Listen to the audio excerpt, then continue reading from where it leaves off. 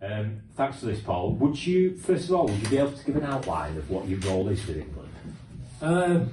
My role as head of pathways for the male running game is really simple, from sort of the professional pathway of 16 to 18, and also then trying to manage the coaches, not only the players but the coaches amongst along that in regards to some CPD, personal mentorship, and then for the players it will be around giving them unique opportunities to be challenged in representative environments. So from an academy point of view, it will be with Origin type Yorkshire, Lancashire, then England, and then with England Knights, then it pushes into there in regards to every stage should be a reflection of, in my mind, what an England senior camp looks like. So if they get the opportunity to go through the pathway, then they know, they have a feeling what a senior England environment would look like. Yeah, brilliant.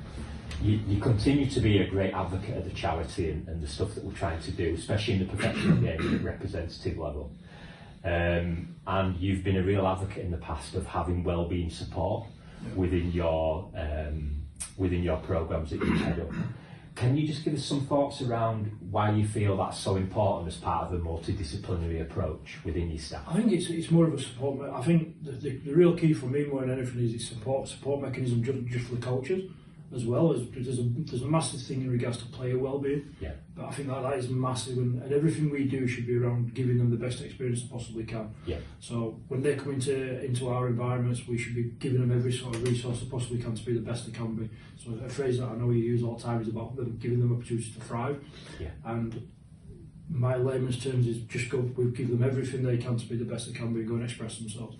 Yeah. And that's not just, I think the well-being point of view is a massive one, which is just massively important, as well as having a physio there or a doctor or a coach, because we may well be the best support mechanisms in regards to a football sense, but yet how we have to deal with a lot of stuff as football, but yet then having the ability of somebody like yourself that can have has the understanding and resource to take that to that next level, and that support mechanism, I think is really, really important. Yeah. It helps us then, and as coaches and as support staff, for us to be the best we can be. Yeah.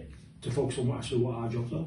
You've probably already sort of part answered this, Paul, but I'm just interested in your thoughts and your opinions around how well-being integrates into high performance sport and how it can be a performance enabler.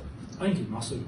We've done a lot of talking about this, and it's, like I said, everything that we should do should be always player centred. It should be always about the player. What's the best thing we can do for the player? Yeah. And having them relationships with them, I think it's massive.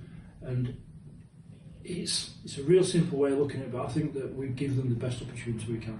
And if we have the wellbeing support around it, like I've just said, I keep saying it, but yeah, having a physio, he deals with the medical side of things, but nobody looks after the mind and maybe one or two issues that they're dealing with away from this environment, which is something that we can deal with. We had real good exposure last year in regards to how yourself, when we had a player removed from camp because he got called into a first team environment, how you managed that, how we followed up with that in regards to his well-being, in regards to being removed from an England camp to play first grade. You look at it and you go, for an 18-year-old, that's a really good thing, but yeah, is it really in his mind? Did he want to represent England? All that type of stuff, managing all that type of stuff, and dealing with the outside pressures as well in regards to parents and everything else that goes along with that. I think it's really, really massive and helps that player thrive.